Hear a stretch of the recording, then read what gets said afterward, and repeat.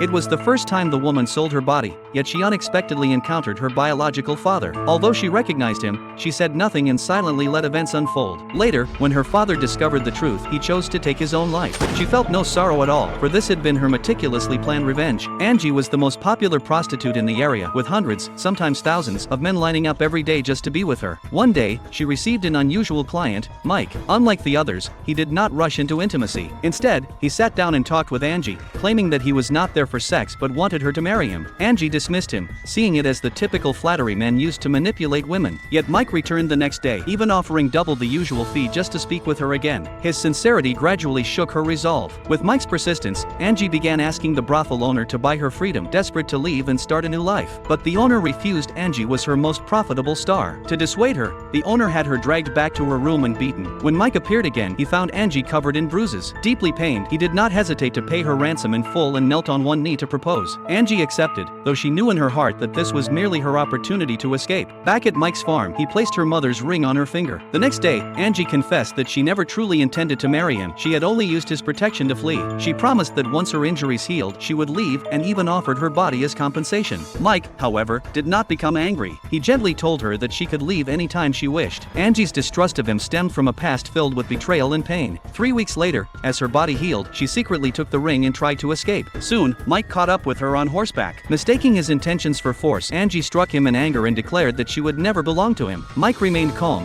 offering her water and food, telling her he would wait for her at home, and then left. Ultimately, Angie returned. On the farm, Mike did not scold her but carefully prepared food and hot water. Over time, Angie's emotional defenses began to crumble. Mike taught her to collect eggs from hens, fish, and chop wood, activities that brought her a sense of peace and joy for the first time. Though Angie repeatedly tried to repay him with her body, Mike always refused, patiently waiting for her to love him willingly. One morning, Mike took Angie to a hillside to watch the sunrise. As the sunlight bathed the landscape, he told her that this was the life he wanted to give her, full of color, warmth, and light. Deeply moved, Angie felt unworthy of such happiness. In her hesitation, Mike kissed her, a kiss that spoke more than words ever could. Just as Angie thought she might finally have happiness, Mike's cousin, Paul, appeared. His arrival shattered the fragile peace.